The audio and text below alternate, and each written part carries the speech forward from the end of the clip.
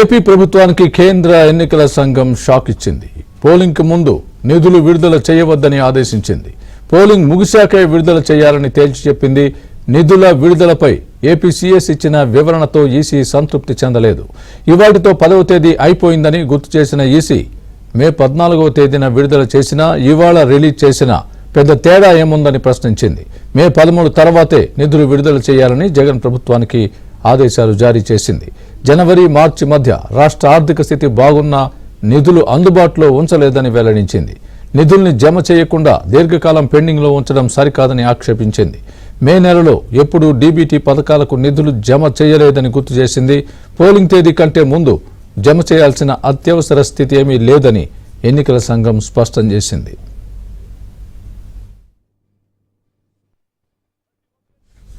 ఇదే అంశానికి సంబంధించి పూర్తి అప్డేట్ మా ఏపీ బ్యూరో చీఫ్ రామారావు చెప్తారు.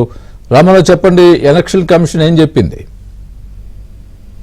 స్వామి, రాష్ట్ర ప్రభుత్వానికి కేంద్ర ఎన్నికల కమిషన్ షాక్ ఇచ్చింది. డీబీటీ ద్వారా పోలింగ్ 2 రోజుల ముందు రాష్ట్రంలో లబ్ధిదారులకి దాదాపుగా 14,000 కోట్ల రూపాయల నిధులు పంపిణీ చేస్తామని 3 రోజుల నుంచి హడావుడి చేస్తున్న ప్రభుత్వానికి ఎట్టకేలకు ఈ రోజు సాయంత్రం 7 గంటల సమయంలో కేంద్ర ఎన్నికల కమిషన్ రాష్ట్ర ప్రభుత్వ ప్రధాన కార్యదర్శికి లేఖ పంపించింది. ఎట్టి పరిస్థితుల్లో కూడా ఎన్నికల కమిషన్ నిబంధనల ప్రకారం నిధుల విడుదల 13వ తేదీకి ముందు ఇవ్వటం సాధ్యం కాదు అని చెప్పి తేల్చి చెప్పింది. 13వ తేదీ తర్వాత 14వ తేదీని నిధులు విడుదల చేసేందుకు తమకు ఎటువంటి అభ్యంతరం లేదు అని కూడా పేర్కొంది.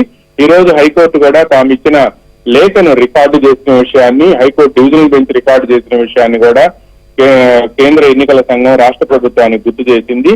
పైగా జనవరి నుంచి మార్చి మధ్యలో ఆర్థిక పరిస్థితి బాగున్నా కూడా నిధులు ఎందుకు మీరు అందుబాటులో ఉంచలేకపోయారు అని చెప్పి కూడా రాష్ట్ర ప్రభుత్వాన్ని ప్రశ్నించింది.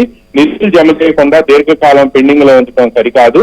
డీబీటీలో బటన్ నొక్కితే నిధులు విడుదల 24 నుంచి 48 గంటల్లో అవ్వాల్సి ఉండగా 5 నెలల పాటు నిధులు విడుదల కాకపోవటానికి కారణం ఏంటి అని ప్రశ్నించింది.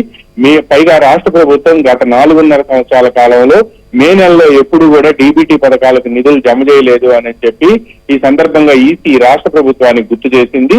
పోలింగ్ తేదీ కంటే ముందు జమ చేయాల్సిన అత్యవసర పరిస్థితి ఏమీ లేదు అని చెప్పి కేంద్ర ఎన్నికల సంఘం భావిస్తుంది అని కూడా స్పష్టం చేసింది. దీంతో పాటు ఈ రోజు ఆల్రెడీ 10వ తేదీ అయిపోయింది.